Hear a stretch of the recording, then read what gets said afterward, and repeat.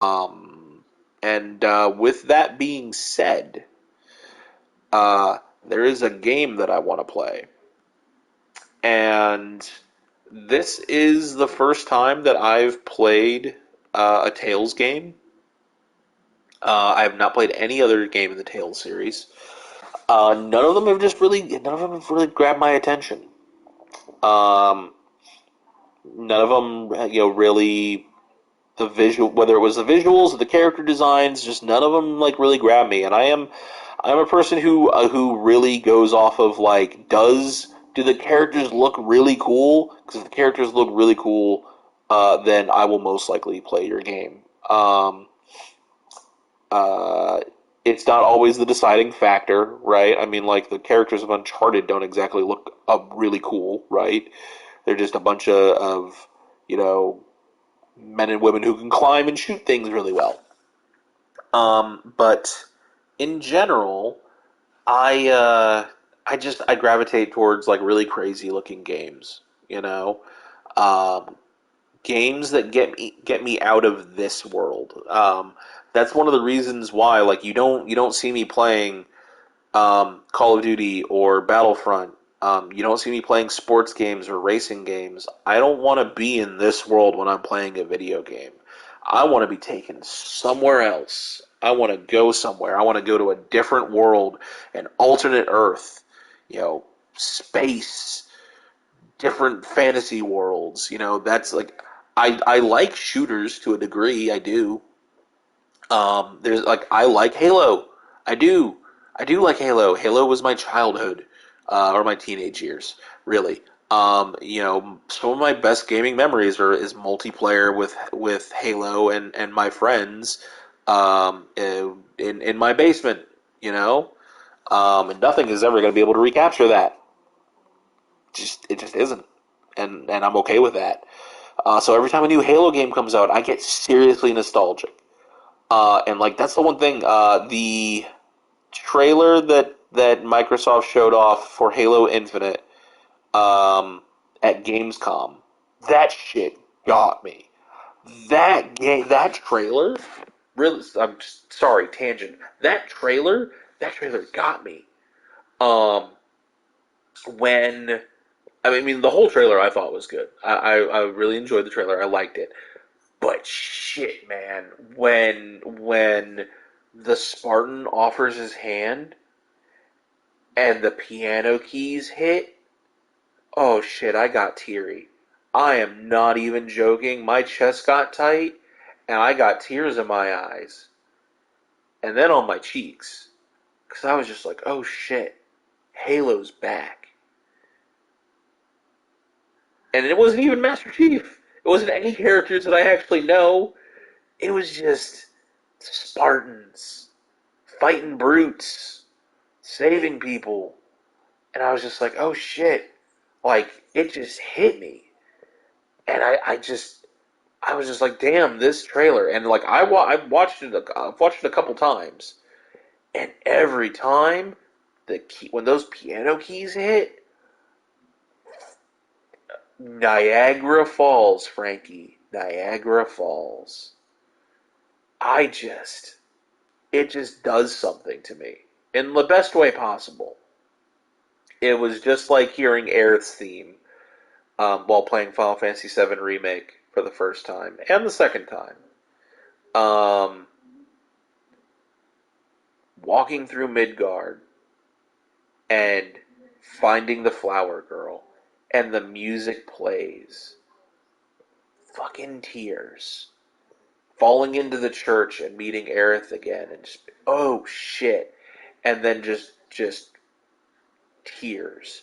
Walking through the ruins once you leave the church and you're just kind of wandering that little area, like getting out of the church and climbing things and saving Aerith from falling off of a crumbling ladder. The entire time her theme is playing in the background, tears, and tears of joy, of nostalgia. And that is what the Halo Infinite trailer did to me. None of the other Halo Infinite trailers have done that to me. None of them. Um, I know there's been a lot of controversy with Infinite about the way the game looks and everything like that. Yes, I do agree, but like that wasn't keeping me. There was just something like seeing Master Chief didn't really do it for me. I was just like, okay, Master Chief, cool, right? Seeing the open world gameplay of the game, I was like, okay. I was like, I mean, that is kind of cool. Like I kind of like that idea, and they did a little bit of that in the first game, right? Like it was the ring was a little expansive, and you could drive around it and stuff. There wasn't a ton to do or anything, but I mean, you could like you weren't on a strictly linear path. So just seeing seeing all the other Halo Infinite stuff didn't really do it for me. Um, the trailer before that, where like you see Master Chief's new AI friend, that did get me. I will admit. Okay, that did get me a little bit. I did, when like he takes the chip out of his head, and he's like, she's like, but that's not part of the mission, and he just goes, the mission always changes, and hands her the chip, and she reaches out and downloads herself. That got me too. Okay, I have to admit that got me too. That particular part. There's just something very, very oddly sweet about that. Um, Chief trusting someone else to be in his head again after everything with Cortana. Um, so okay, that got me too, right? But man, that last trailer really got me. Um, and that's what I want in games. And I don't think that, at least personally for me, games like COD and Battlefield and other games that are very grounded in real life. Granted they're crazy and everything, but they're still very grounded. They're still very much in this world, especially any of the games, obviously, that take place during historical conflicts. Very grounded games, right? Not what I'm looking for. I want sci-fi and aliens. I want monsters and dragons and demons and shit. That is what I enjoy. Um, and that is what I look for in a game, and like really amazing characters. And I think you're probably wondering at this point, what does this have to do with Tales again? How did we get here? We got here because um, the Tales characters have never really caught my attention. Like I've never really looked and I've looked at Tales games before, and like, but the cast of characters never really jumped out at me. I never went, man, that's an amazing looking cast. No, that's just never happened until this game. Until this game, and the first time we saw it, and it was just the two, our main hero and heroine. I don't even know their names. I have not looked up much on this game. Like I really haven't looked into story details. I know there's something about like two warring, I think, planets. Like it's not warring continents. I think it's warring planets. I think there's space travel in this. Um, and like one planet has been enslaved by the other. Like I think the guy with the mask, our main hero, is a slave. I think is the story is supposed to go. And then you've got our main heroine who is some sort of gunslinging princess. And I'm just like, just looks amazing. Like this looks anime as fuck, and it looks amazing. Like those character designs, I like those character designs just did it for me. I was like, these characters look amazing. This game and this world look amazing. I love the way this game looks. I want to keep looking at it, and I kept seeing more and more on it. I kept checking out demo, like the like gameplay of it, and seeing new characters, and I was like, I don't know anything about these characters, but they all look amazing. Like we've got the Commander Knight Lady with her shield and her mace, and she's like the tank, and she looks awesome. Like I love her character design. Um, I love the mace and shield combo. Like she looks really cool. And then we've got, I don't know, I think he's a prince, maybe the red haired prince with the staff. Like he just looks really cool. He's got a really unique design. I love the contrasting colors. And he just looks cool. he looks aloof and kind of funny, and like he seems like he's probably the Joker of the group. Like he probably likes to have a couple of laughs. Maybe he doesn't seem like super serious or anything. I don't know. Like just everything in the air about him seems regal, but also seems like just kind of jovial as well. Um, and then we've got dude that punches things. We've got the martial arts kid, martial arts guy, and he just looks cool. He looks like okay, he's brash. He's probably really fun and energetic, and like he looks like he punches things really hard. But I like his character design. And then you've got Mage Girl with a little cute owl, right? Like she's got a mascot. It's cute. She throws spells good. And then just watching the gameplay. I know nothing about any of these characters. All I've done is I've just looked at their designs and just been like, these are amazing looking designs. They look beautiful. And then just looking at the gameplay and going, holy shit, this gameplay looks amazing. This gameplay looks like a ton of fun. Um, and that's what drew me into it.